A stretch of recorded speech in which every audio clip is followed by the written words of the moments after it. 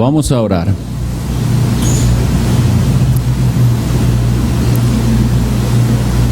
Dios Todopoderoso, Dios Eterno, nos presentamos delante de ti, reconociendo nuestra necesidad, reconociendo nuestra indignidad. Nos presentamos para suplicar tu bendición. Tú sabes el estado de la conciencia y del alma de cada uno de nosotros. Tú no ignoras lo que nosotros sentimos, las cosas por las cuales pasamos. Y cuán diversas son esas situaciones y circunstancias en que estamos, no tenemos otro a cual acudir sino a ti. Y lo hacemos por medio de tu Hijo, Jesucristo.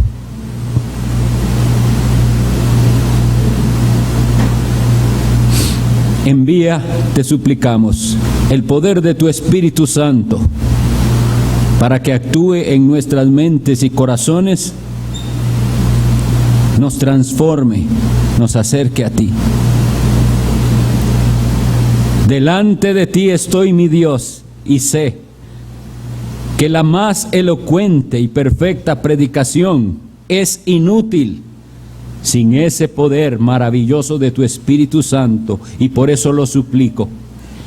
Envía tu Espíritu para que las palabras que salgan de mi boca sean claras y dirijan a los que me escuchan a Cristo, que puedan ver al Salvador, cuán precioso es Él, cuán maravilloso, y que nos hagas ver cómo realmente somos nosotros y cuánto te necesitamos. Visítanos, Señor, que al terminar este culto, todos, cada uno de nosotros pueda dar testimonio: Dios estuvo con nosotros y Dios nos habló por su palabra. Que así sea, mi Dios. Lo pido para tu gloria en el nombre de Jesús. Amén. Pueden sentarse.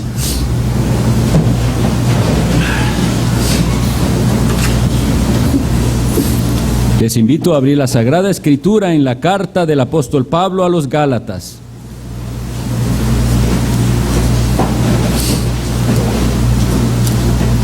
Vamos a leer Gálatas capítulo 1,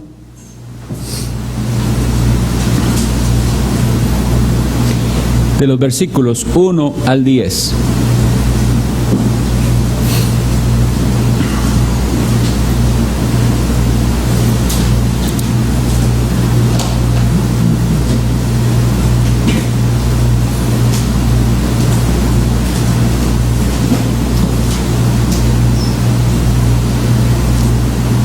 Gálatas 1, del 1 al 10. Pablo, apóstol, no de hombres ni por hombre, sino por Jesucristo y por Dios el Padre, que lo resucitó de los muertos. Y todos los hermanos que están conmigo a las iglesias de Galacia, gracia y paz sean a vosotros, de Dios el Padre y de nuestro Señor Jesucristo, el cual se dio a sí mismo por nuestros pecados, para librarnos del presente siglo malo, conforme a la voluntad de nuestro Dios y Padre, a quien sea la gloria por los siglos de los siglos. Amén. Estoy maravillado de que tan pronto os hayáis alejado del que os llamó por la gracia de Cristo para seguir un evangelio diferente. No que haya otro, sino que hay algunos que os perturban y quieren pervertir el evangelio de Cristo. Mas si aún nosotros, o un ángel del cielo, os anunciare otro evangelio diferente del que os hemos anunciado, sea anatema. Como antes hemos dicho, también ahora lo repito: Si alguno os predica diferente evangelio del que habéis recibido, sea anatema.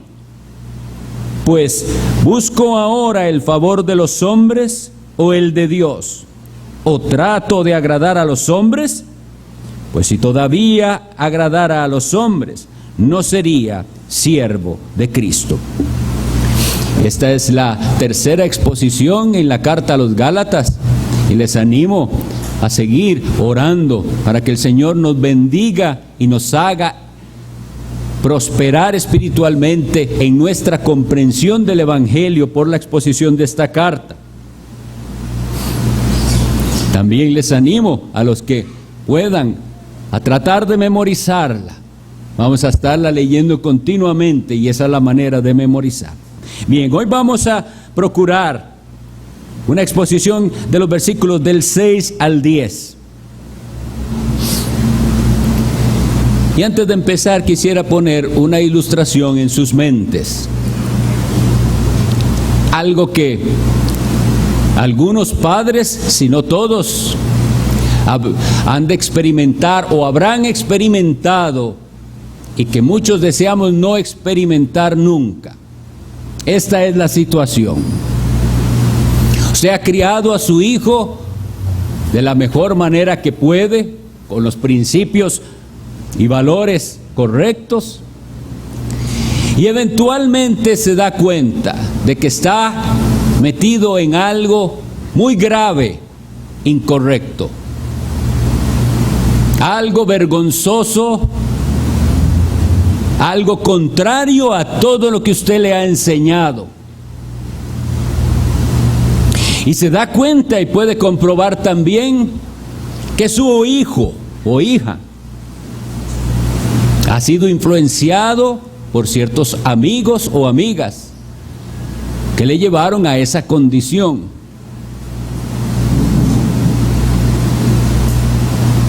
Usted como padre se admira de que su hijo llegara a eso, se metiera en eso. No voy a decir detalles, que puede ser. Y como todo padre humano, la primera tendencia es a culpar a esos malos amigos que tiene mi hijo. Ellos tienen la culpa, ellos me lo metieron en esto.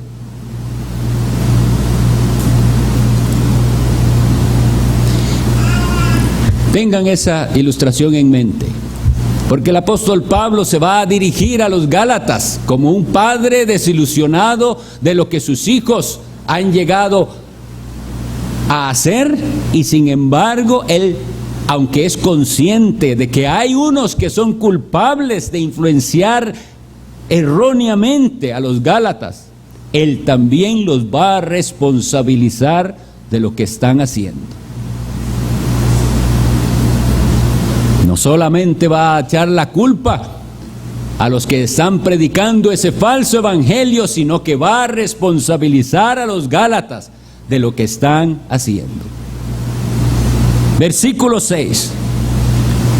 Estoy maravillado de que tan pronto os hayáis alejado del que os llamó por la gracia de Cristo para seguir un evangelio diferente. Mis estimados, he considerado este fragmento tan claro que lo que tenemos que ir haciendo es viendo el significado de cada palabra, nada más, y entenderemos el mensaje. Y el mensaje coincide con lo que los traductores pusieron: no hay otro evangelio. Ese es el mensaje para esta tarde. El apóstol Pablo dice: estoy maravillado. Esa expresión se puede usar en diferentes circunstancias. Yo puedo sentirme maravillado, asombrado positivamente por algo que veo.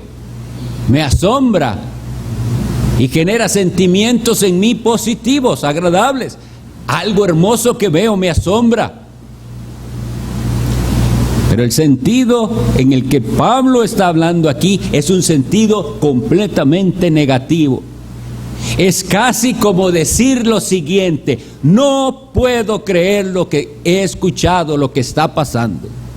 Y volviendo a esa ilustración del padre con su hijo, es cuando él le dice: no puedo creer lo que me dijeron, lo que comprobé, lo que me llamaron del colegio para decirme que está sucediendo esto y esto con usted. No puedo creerlo. Estoy maravillado. Y no es positivamente. Hay en esa frase una gran decepción de Pablo. Yo no puedo creer que esto esté pasando. Estoy maravillado. Y el tono que aquí vamos a ver es tan grave, y se va a poner más grave aún, porque estamos hablando no de temas de este mundo, sino del Evangelio. Un tema de vida o muerte, pero no de vida o muerte física, un tema del cual depende la vida eterna o la muerte eterna. Y por eso él dice: estoy maravillado. Este asombro de Pablo es el asombro de un padre que no puede creer lo que está comprobando en su hijo, al cual, como decía, le enseñó correctamente los principios y valores, y ahora está pisoteando aquello que le fue enseñado. Y él dice: estoy maravillado de que tan pronto. Ahora, entendamos que Pablo no está diciendo aquí que si eso no hubiera pasado tan pronto no se hubiera maravillado. No, ningún padre desea que su hijo se desvíe del camino, ni pronto ni tarde, nunca. No quiero que se desvíen jamás. Pero el asombro de Pablo es que esto está ocurriendo muy cercano a la conversión de ellos. Me imagino que Pablo tiene esta gran duda en su corazón. ¿Qué sucedió con ellos? Porque voy a decirle conforme yo leo esto, yo veo que él ve en los Gálatas creyentes en un grave peligro y un grave riesgo, pero creyentes. Pero tampoco él del todo desecha la idea en su mente que de esos puede haber gente engañada que simplemente nunca ha entendido el Evangelio, ni lo ha creído, ni ha conocido a Jesucristo verdaderamente. Pero el tono de su carta es para sus hijos, a los que él engendró en la fe. Porque sabemos, como hemos leído muchas veces en la parábola del sembrador, que hay semilla que cayó en las piedras, y Satanás vino y la robó, y aquello no sirvió para nada. Y que hay semilla que cayó en pedregales. Esa es la misma, la que se llevó el Satanás es la que cayó en el camino, ¿verdad? Tenemos 4, repasamos. Una semilla cayó en el camino y Satanás viene y la roba. Otra entre pedregales y crece pronto, pero sin raíz. Todo fue de momento muy contentos de ser cristianos. Sí, soy cristiano, y eso no le duró mucho. ¿Sería esa clase de gente a la que le estoy hablando? Luego le habla a otros que dice: eso fueron que cayó entre espinos la semilla, y luego vino la aflicción y las cosas de este mundo y ahogaron aquella palabra. Pero hubo una tierra buena que dio fruto.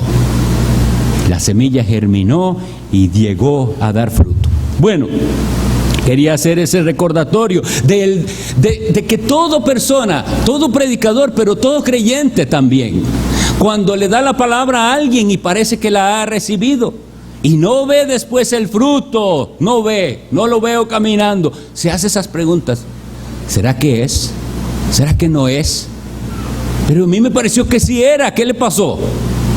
Bueno, estoy maravillado de que tan pronto, y la siguiente frase dice: os hayáis alejado. Y eso es lo que quería decirles, de que no toma Pablo la posición de los papás que rápidamente culpan a los malos amigos que tienen sus hijos. Es culpa de esa amistad, las malas juntas, y toda la culpa es de ellos. Pero este padre espiritual se da cuenta de que sí, hay unas malas juntas, hay unas malas influencias, pero ustedes se han alejado. Eso lo hicieron ustedes. Hay una responsabilidad. Estaba leyendo en el comentario de John Stott algo muy interesante, porque la palabra griega que se usa ahí es una palabra que indica esto: se han volcado. Recuerdan que en las enseñanzas que nos dio Pastor Ronnie, hablando de los epicúreos y hablando de los estoicos, eran dos filosofías, dos corrientes filosóficas, muy ¿verdad? Diferentes. Pues en los escritos griegos antiguos, la palabra usada ahí se usa en el griego para decirle, era de la escuela epicúrea, ahora es estoico, o al revés, era de los estoicos y se fue con los epicúreos. Ese es el asombro. Se ha cambiado de bando. Pero aquí, os hayáis alejado, tenemos que entenderlo de esta manera. Os estáis alejando. Ustedes están haciendo esto, se están cambiando de bando. ¿No se dan cuenta de eso? Están traicionando su equipo, por decirlo así. Y ese es el sentido de la palabra griega ahí. Os habéis alejado, os estáis alejando. Si nosotros entendiéramos las cosas así, veríamos cuán grave es seguir un evangelio que no es el evangelio, un evangelio falso. No seríamos tan suavecitos al considerar esos evangelios falsos. No, veríamos cuán serio es. Me estoy cambiando de bando. No, yo soy de Cristo. Y dice el versículo: estoy maravillado de que tan pronto os hayáis alejado del que os llamó por la gracia de Cristo. Y por eso es que les digo que yo creo que Él está hablando a hijos espirituales y a creyentes, porque este llamamiento no se refiere al llamamiento general y universal que se hace a todo pecador, que tiene el deber de arrepentirse y creer. Pero hay un llamamiento, entendemos nosotros y lo hemos estudiado, que llamamos nosotros el llamamiento eficaz. Esa obra del Espíritu en el corazón que le dice al pecador, ven, y el pecador no tiene otra opción que decir, voy. Dios es el que llama de esta manera. Y si recordamos lo que dice primera a los Corintios 1:9, vemos cómo es este llamamiento. Dios nos llamó a la comunión con su Hijo Jesucristo. Y aquí se nos dice del que os llamó por la gracia de Cristo. Es interesante también que se diga la gracia de Cristo. No seamos cuidadosos cuando encontremos estas frases que confirman la doctrina que nosotros creemos de la unidad de la divinidad. Muchas veces encontramos la gracia de Dios, pero ahora estamos leyendo la gracia de Cristo, porque es uno, es el mismo Dios. Bueno, Dios fue el que nos llamó por la gracia de Cristo. Si nosotros no entendemos que el cristianismo es eso, un llamado santo a tener comunión con Jesucristo, tampoco veremos lo grave que es alejarse de aquel que nos llamó. Entendámoslo bien, Dios es Él. Está diciéndolo así: ustedes se están alejando de Dios. Y veamos lo importante aquí, porque como decía en la primera exposición, es fácil saber quiénes están alejados de Dios. Si yo digo los ateos, claro que están alejados de Dios, niegan a Dios. Los que no creen la Biblia, claro que están alejados de Dios, no creen la revelación que Dios ha hecho de sí mismo. Los que andan hundidos en vicios, en pecados, los ladrones, los estafadores, todo eso, están alejados de Dios. Como que es muy claro para nosotros que esos están alejados de Dios. Pero a los que les está diciendo Pablo que se han alejado, son gente que va a la iglesia. Son gente que creen que son cristianos, hicieron profesión de fe, están ahí y no se dan cuenta que lo que están creyendo ahora o abrazando les aleja de Dios. Esto tiene que impactar nuestro corazón. ¿Saben por qué? Porque hay miles de personas reunidas en iglesias o grupos que se llaman iglesias y están alejados de Dios. Dios no está ahí. ¿Por qué? Porque lo que se predica no es a Jesucristo. Y si no se predica a Jesucristo, no está Dios ahí.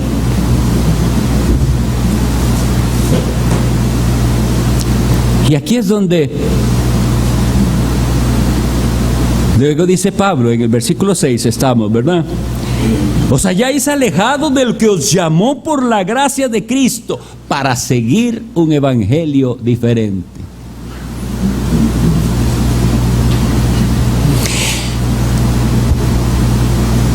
Algunos dirían que la reacción de Pablo ante lo que está pasando ahí en las iglesias de Galacia es un poco exagerado, como que Pablo es un tanto extremista, como que es demasiado estricto, como muy fanático, lo veo yo.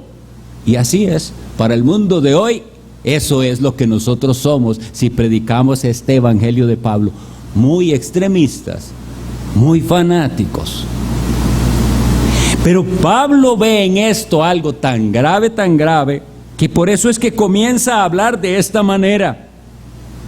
Dice, ustedes se han alejado para seguir, para ir detrás de otra cosa. Nos confronta de esta manera esa frase. Todo el mundo está siguiendo algo o a alguien. Incluso el que está ahí tan tranquilo, que dice que él es agnóstico, que no cree en nada, que puede ser que sean cosas ciertas, puede que no. Son engaños de la mente. Todo el mundo está siguiendo a algo o a alguien. Lo que nos tiene que ayudar la Escritura es a saber a quién estás siguiendo. Porque los Gálatas, habiendo sido presentados con el Evangelio, y les fue presentado a Jesucristo, con esta actitud y lo que estaba sucediendo, se habían desviado para seguir a alguien, a un farsante, a un falso, a alguien los engañó ahí. Y esto no puede el apóstol Pablo tratarlo como si fuera algo liviano. Él lo ve cuán grave es. Ustedes se han alejado para seguir un evangelio diferente. Y dice el versículo 7, no que haya otro. Esta serie, ¿recuerdan que pusimos un nombre a la serie? Esta serie se llama así, el Evangelio Único. Pero se llama así, la gracia de Dios en Cristo, el único evangelio. Así se llama la serie. Basado en lo que aquí dice, no que haya otro. Es la gracia de Dios en Cristo. Y vamos a ir desarrollando eso y a ver si lo entendemos correctamente. Pero al decir no que haya otro, confirma algo que es bastante desagradable en el mundo actualmente, y es que la religión cristiana es una religión exclusivista. Esa palabra lo que significa es que la religión cristiana proclama un único camino posible para llegar a Dios, Cristo. Y eso va contra todo lo demás, porque la gente quiere pensar que hay muchas maneras de llegar a Dios.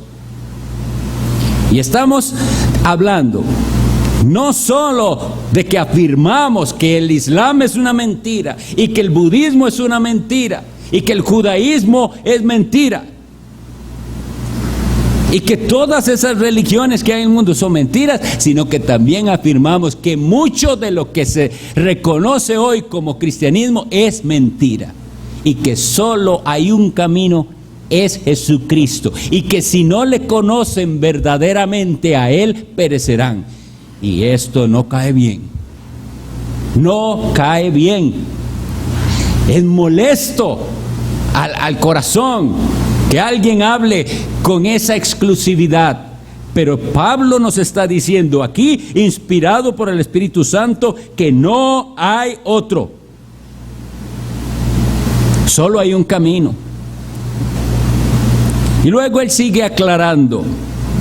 Vean que, si notan, lo único que estamos haciendo es ir palabra por palabra y ver qué tan claro está hablando él. No hay nada oculto aquí, está hablando con claridad. No que haya otro, sino que hay algunos que os perturban. Vean lo que dice el diccionario con respecto a la palabra perturbar: trastornar el orden, la quietud y el sosiego de alguien. Y si se dice de alguien que está perturbado, ¿sabe qué significa? Que perdió el juicio. Así que las palabras de Pablo son muy fuertes. Hay una gente que los está volviendo a ustedes locos y no se están dando cuenta. Están perdiendo el juicio. Eso es lo que dice. Imagínense al papá regañando a ese hijo: perdiste el juicio. ¿Qué es lo que pasó? Esas son las palabras. Y póngase cada uno de ustedes, pongámonos en los zapatos de aquel hijo mal portado, al que el papá le dice con toda severidad: ¿qué sucede aquí? ¿Perdiste el juicio? ¿Te volviste loco?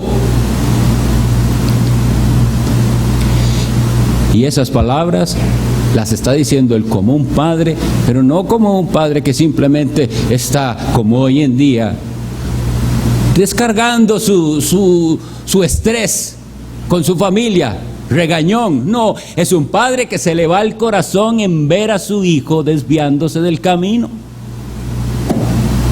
Entonces tal vez el tono sea: hijo mío, perdiste el juicio. ¿Qué te pasa? ¿No ves que te estás alejando de Dios?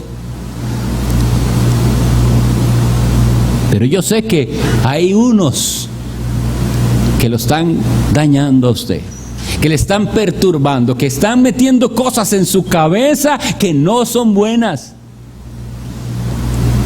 No los escuches, hijo mío, no los escuches. Esa gente mala. Y yo hasta me puedo imaginar a esos Gálatas reaccionando en parte como reaccionan los hijos, viendo a su papá como el malo y a mis grandes amigos que no nos comprenden. Ellos son mis amigos, quieren mi bien. Gálatas no se dan cuenta. Los llevan a la perdición esos. Hay algunos que os perturban, hay algunos que trastornan lo que hay en sus mentes. Y vea lo que sigue diciendo: y quieren pervertir el evangelio de Cristo. La palabra aquí, el sentido que da es: están poniendo de cabeza las cosas. Más adelante en la epístola vamos a ver qué tan de cabeza están poniendo las cosas, porque vamos poquito a poco. Pero ese es el anuncio. Esa gente ha puesto el evangelio de cabeza. Están poniendo la cola donde va la cabeza y la cabeza donde va la cola. Están completamente errados. Quieren hacer esto, pervertir el evangelio de Cristo.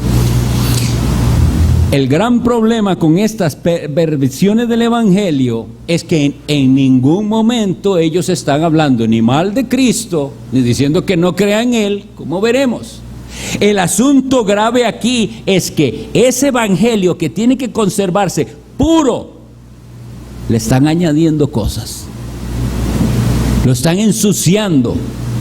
Ese evangelio tenemos que preservarlo cuán puro nos fue dado. Y el enemigo viene y está no diciendo, sí, está bien todo eso que usted crea, pero además hay unas otras cositas que a usted le faltaba saber. Y le quieren añadir a ese evangelio, y al hacer eso, eso es lo que están haciendo, pervirtiendo. Hay algunos que quieren pervertir, y son ambas cosas. Están los que le añaden un poquito y los que le quitan un poquito. El evangelio verdadero y puro, bíblico, no se le puede ni añadir ni quitar nada de como Dios lo dejó. Versículo 8.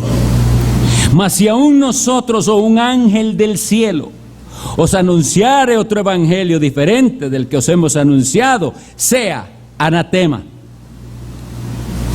Nosotros o un ángel del cielo merecen la maldición de Dios si se atreven a pervertir este evangelio.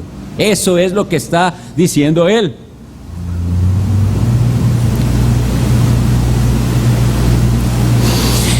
En el libro de Deuteronomio, en el capítulo 13, no es necesario que lo busquen, pero Dios les había dicho a Israel que para saber si un profeta era de Dios, si lo que el profeta dice se cumple, es un profeta de Dios. Si lo que el profeta no dice no se cumple, ¿recuerdan qué había que hacer con ese profeta? Matarlo, apedrearlo. Ay, mis hermanos, si eso lo practicáramos hoy en día, había muchas muertes. Falsos profetas diciendo cosas que no se cumplen. Pero también les anunció Dios, después en Deuteronomio también, que había la posibilidad de que se levantara profeta y que lo que dijera sí se cumpliera, pero sin embargo que estuviera guiando al pueblo hacia la idolatría. Y les dice, Dios manda eso para ver si ustedes van a ser fieles.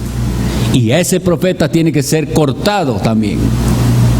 Para los que quieran leerlo después, eso está en Deuteronomio 13 y Deuteronomio 18, son los dos casos. Un profeta falso, dice cosas, no se cumple, falso profeta. Pero hay otro que aunque lo que dice se cumple, no está hablando conforme a las palabras de Dios, se está desviando, está llevando al pueblo al camino incorrecto, lo está apartando de Dios. Y si eso es así, tenemos que tener mucho cuidado y mucho temor, porque quiere decir que puede pasar, los falsos profetas dicen cosas correctas también. Un dato interesante es este: en la era apostólica, ustedes saben que Dios confirmaba a estos hombres de Dios por medio de señales y prodigios, ¿verdad?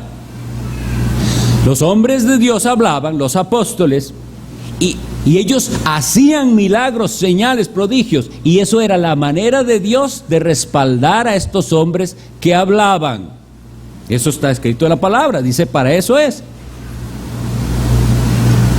Para que creáis, dice Juan, yo les escribo todo esto que Cristo hizo y las maravillas, para que creáis.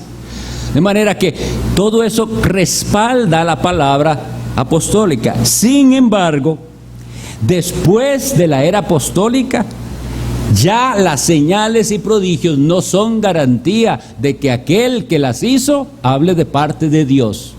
No lo son. Más bien, Cristo advierte de que vendrían personas siendo capaces de hacer muchas cosas en su nombre y que eran falsos. Entonces, ¿cómo hacemos hoy para saber si aquel que me está predicando es un hombre de Dios o no? La única manera es si habla conforme a la palabra revelada de Dios en la Escritura. No voy a creerle aunque me haga llover toneladas de oro del cielo. No voy a creerle si se aparta de este santo libro. Pero ¿qué es lo que vemos hoy y qué es la triste realidad? La gente no va al libro de Dios. La gente va a las iglesias y desconoce el libro de Dios. No tienen discernimiento. Van, oyen y creen lo que les dicen, pero no tienen el libro de Dios abierto para saber si eso que ese hombre está diciendo coincide con toda la palabra de Dios. Porque el falso maestro es hábil en tomar unos pedacitos de la Biblia y armar una doctrina. Eso es diabólico. En cambio, el hombre de Dios predica en concordancia con todo el mensaje de Dios. No contradice desde Génesis hasta Apocalipsis. Hay una unidad de interpretación, hay un mensaje, hay un personaje central y hay un propósito final en todo. Un personaje central, Jesucristo. Un mensaje central, ese evangelio. Hay un propósito, la gloria de Dios en la salvación de pecadores.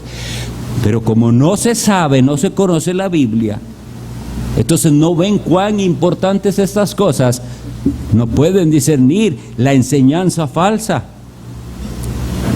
Que quede bien claro, ya nunca más los prodigios ni las señales son garantía de que el hombre que las realice habla de parte de Dios, sino la Escritura, su fidelidad a la Escritura.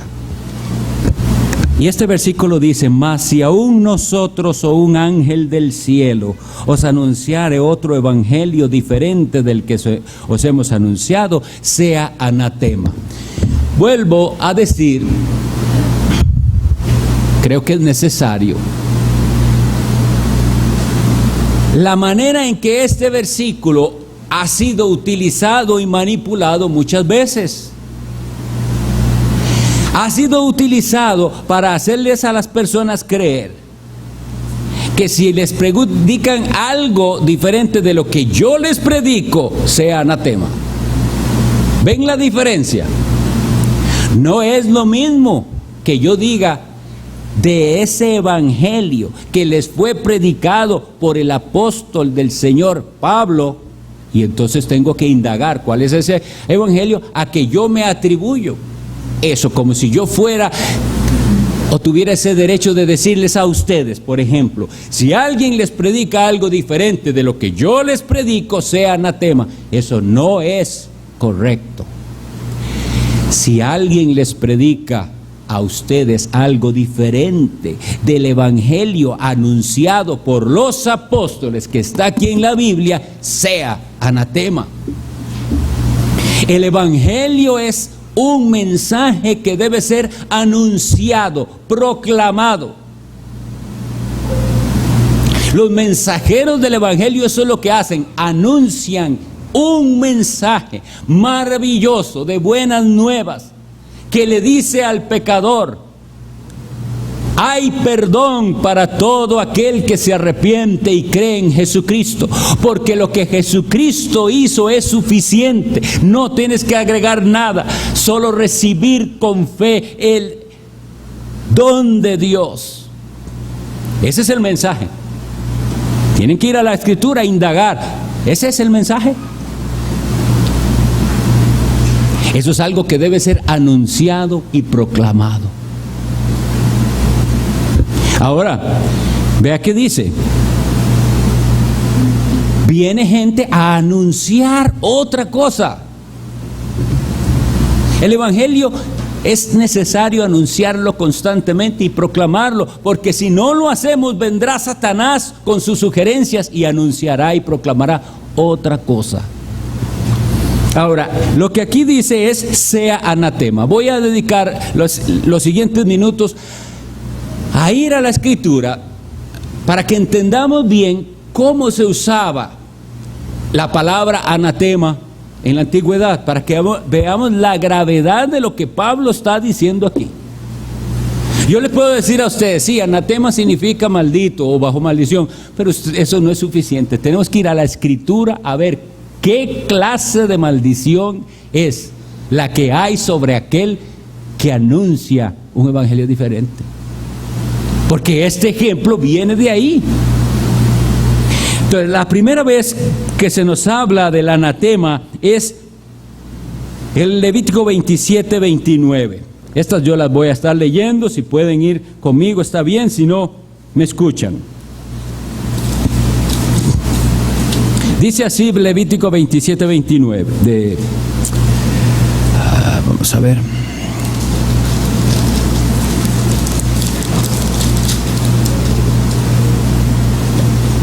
Ninguna persona separada como anatema podrá ser rescatada. Indefectiblemente ha de ser muerta. Aquí lo que está diciendo es que, ¿qué es lo que está diciendo Pablo cuando habla de anatema para los que anuncian evangelio diferente? Esas personas no pueden tener perdón de Dios. Eso es muy grave. ¿Y por qué es tan grave? Porque ese evangelio diferente anunciado lleva a la condenación. Esa es la gravedad. Y esa persona merece la destrucción. El contexto era aquí. Esa persona no podrá ser rescatada ni redimida. Tendrá que ser cortada. Deuteronomio 7:26.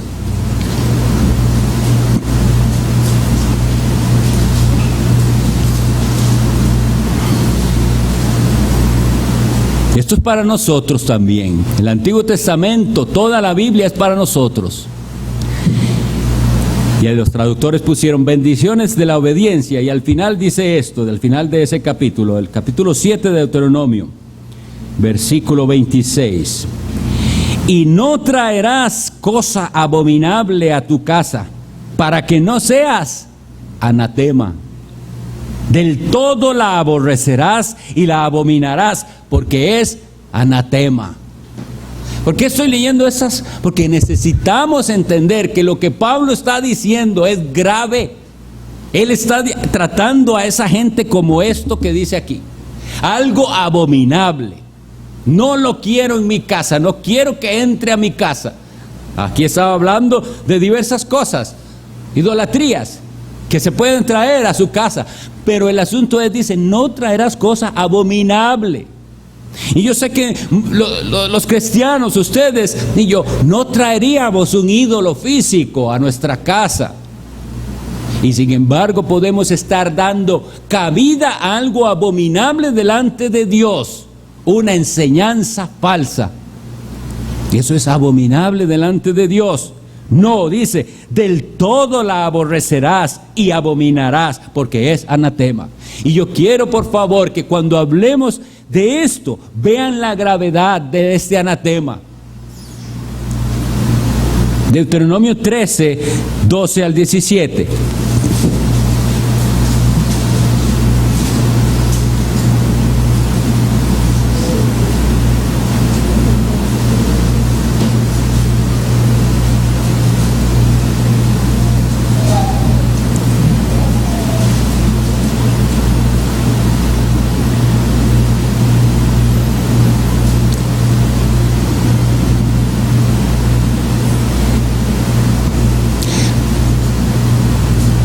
A ver, creo que no es esa la cita. Ay, ay, ay.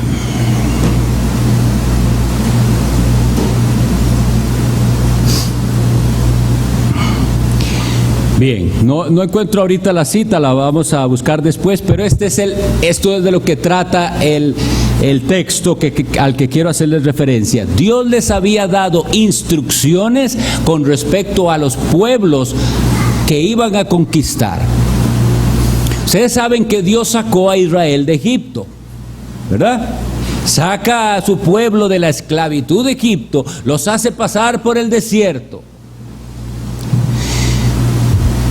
Luego por su rebeldía tienen que estar ahí 40 años, pero al final de esos 40 años Dios comienza a darle a su pueblo victoria sobre esas naciones a las que iba a conquistar. Y por mano de Moisés le da victoria primero sobre 2 pueblos de los amorreos. Dice que destruyeron a Og y a rey de Basán. Más bien, los 2 son Sehón, rey de Hesbón, y Og, rey de Basán. 2 pueblos destruidos por Moisés. Y esos pueblos son considerados para Dios anatema. ¿Qué significaba eso? Destrucción total. Dios dice: destruirás absolutamente todo, no dejen nada con vida. Ustedes pueden por un momentito imaginarse lo que es esa matanza. No deje nada con vida, ni personas ni animales, y todo quémelo. Una vez más, hermanos, yo les estoy diciendo esto porque eso es el significado del anatema. Algo completamente aborrecido por Dios, dado a semejante maldición. Bueno, pues damos un pasito más y llega Josué, que es el que mete al pueblo de Dios a la tierra prometida. Josué cruza con Israel el Jordán. Y en los capítulos 6 y 7 tenemos esas referencias. Ustedes deben recordar cuál fue aquella primera ciudad, una vez que pasaron el Jordán, que fue conquistada. Los niños saben eso, ¿verdad? Una ciudad que dice que estaba toda amurallada. Y Dios les dio victoria sobre esa ciudad. ¿Cómo? No con el poder de los hombres, sino que Dios derribó esos muros. Por 6 días le dieron una vuelta a Jericó, ciudad amurallada. Y al 7º día le dan 7 vueltas y gritan, y Dios bota aquello. Y Dios había dicho claramente que esa ciudad era anatema. Todo debía ser destruido, excepto ¿quién? Rahab y su familia. Una ciudad entregada a la completa destrucción. Eso significa anatema. Y vamos un poquito más allá y recordemos lo que pasa en Josué capítulo 7. No voy a leerlo, mis hermanos, pero ustedes lo pueden repasar luego. ¿Qué se nos describe? Bueno, tuvieron aquella victoria sobre Jericó. ¡Qué maravilla! Eso debe ser una cosa, ver una ciudad entera caer. La victoria que Dios le da a Israel, algo maravilloso. Y después viene un siguiente pueblo al que van a conquistar, pero es muy pequeño, y dice: ¿para qué ir todos? Con que vayan unos poquitos los van a vencer. Van a ver, vencerán rápido. ¿Qué sucedió? Los de Ai, que así se llamaba ese pueblo, vencieron a Israel. Y viene Josué y se postra ante Dios en lloro y en clamor, y dice: ¿qué pasó aquí? Es como lo que quisiera transmitirles que Pablo hace. ¿Qué pasó aquí? ¿Qué sucede? ¿Cómo puede ser? Hemos vencido Jericó con el poder de Dios, y ahora vamos a una guerra con un pueblo pequeñito y Él nos vence. Y le dice Dios: levántese de ahí. ¿Qué está haciendo? Hay pecado en el pueblo, anatema hay en medio del pueblo. Y vienen e indagan, y resulta que hubo un hombre que se llamó Acán, que cuando estaban conquistando aquella ciudad de Jericó, vio algo de valor ahí, un lingote de oro, un manto babilónico, y lo codicia en su corazón y lo esconde. Y él se imagina que nadie sabe esto, y va y lo esconde en su tienda. Hermanos, lo que sucede con Acán y su familia es algo para que tengamos temor de Dios. No hay misericordia para el anatema. No hay misericordia. Fueron apedreados él y su familia, y quemados con todo lo que tenían. Si eso no puede darnos una incomodidad en el corazón de lo que está sucediendo, lo que Dios quiere es que entendamos la gravedad de lo que Él considera. anatema, algo que es para Dios aborrecible y digno de la completa destrucción. Y una vez que hemos hecho ese breve repaso por el Antiguo Testamento con respecto al anatema, recordemos que nuestro Señor Jesucristo, el Cordero de Dios, el amoroso Salvador, el que dijo: venid a mí, los que estáis trabajados y cargados, yo os haré descansar. Yo soy el buen pastor y doy mi vida por las ovejas. Y todas esas maravillas y preciosas palabras que dijo nuestro Salvador para recibirnos a nosotros. Dice Mateo 15:25 que en el día final Cristo dirá estas palabras a unos que estarán a su izquierda: malditos al fuego eterno, preparado para el diablo y sus ángeles. Si nosotros solo cogemos de la Escritura lo que nos gusta y lo bonito, no estamos siendo honestos. Ese Cristo, bendito Cordero de Dios, que invita, también es juez y va un día a mandar a la perdición perpetua y a la condenación a muchísimos y muchísimos, de entre los cuales están no solo, como vuelvo a repetir, los ateos, los inmorales, los que no creen la Biblia, sino muchos de los que resulta que se creían cristianos. Porque el clamor de Mateo 7, yo lo voy a repetir toda la vida: en aquel día muchos me dirán: Señor, Señor, ¿no profetizamos en tu nombre? Y en tu nombre echamos fuera demonios, y en tu nombre hicimos muchos milagros. Y Él les responderá: nunca os conocí, apártense de mí, son parte del anatema. Está aquí en la palabra de Dios. Y si nosotros no consideramos con seriedad el Evangelio, podemos ser atrapados por la falsedad y hasta ser parte de ese anatema.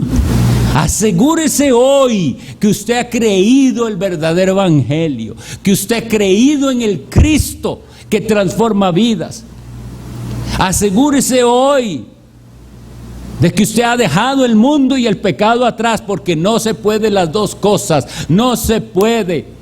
Un poquito de Cristo y un poquito de mundo, un poquito de Cristo y un poquito de pecado. Es rendida mi vida a aquel que dio su vida por mí. Eso es lo que el llamado del Evangelio, el que os llamó por la gracia de Cristo. No hay otro Evangelio. Constantemente vamos a estar recordando cuál es este Evangelio y todos los detalles al respecto de este maravilloso Evangelio, el Evangelio eterno.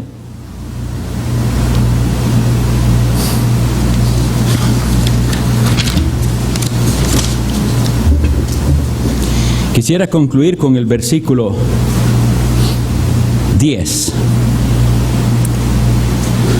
Pues busco ahora el favor de los hombres o el de Dios, o trato de agradar a los hombres. Pues si todavía agradara a los hombres, no sería siervo de Cristo. Hay mucho de este versículo que pues les pudiera decir, y ahora no voy a exponerlo, pero sí nos sirve para concluir haciéndonos nosotros esta pregunta: ¿a quién quiere usted agradar? ¿A quién? ¿Usted está contento con quedarle bien a los demás? ¿Y eso es suficiente para usted? Vea que él lo dice. Pablo dice: trato yo de agradar a los hombres. ¿Para qué? ¿Quién es el juez al final? ¿Quién es el juez? A ese es al que yo tengo que agradar. Hay una frase que cita un predicador que ya murió, Ian Paisley, y él citaba a otro, W. Hinson, y dijo esto, que a mí me llegó al corazón y lo comparto con ustedes, y dice: hay algo peor que una iglesia vacía, y es un Dios ofendido. De manera que nosotros, por predicar este evangelio, puede que no vamos nunca a alcanzar esas multitudes y miles.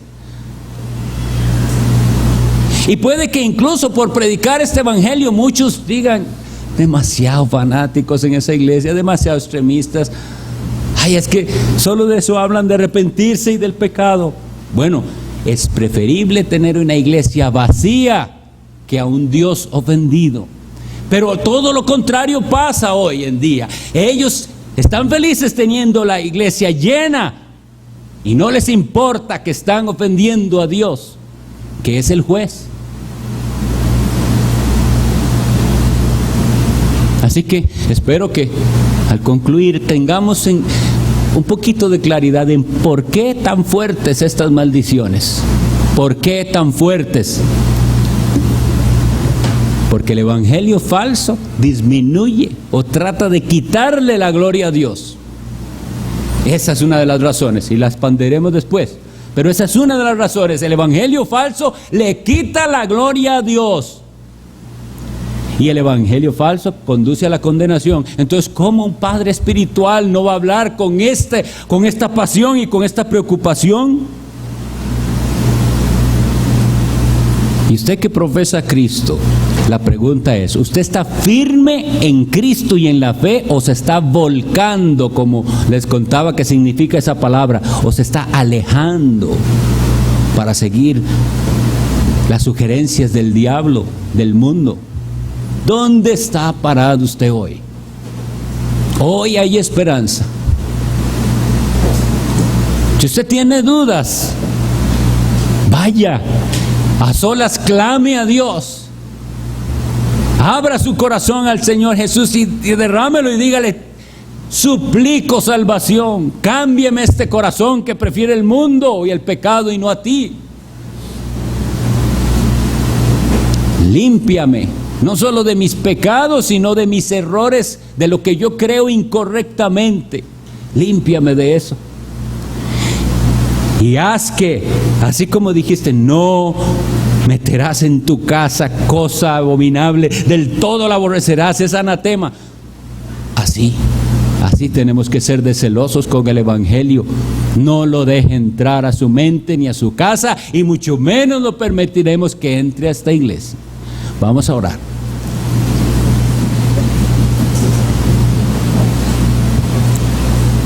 Bendito Dios, te damos gracias por tu palabra, por concedernos leerla y por darnos por claridad en cuanto a lo que tu palabra nos enseña. Que tu luz expulse todas las tinieblas de nuestro corazón y esos rincones horribles que hay en nuestro corazón, en los cuales todavía reina la oscuridad. Que venga la luz de tu palabra y expulse las tinieblas.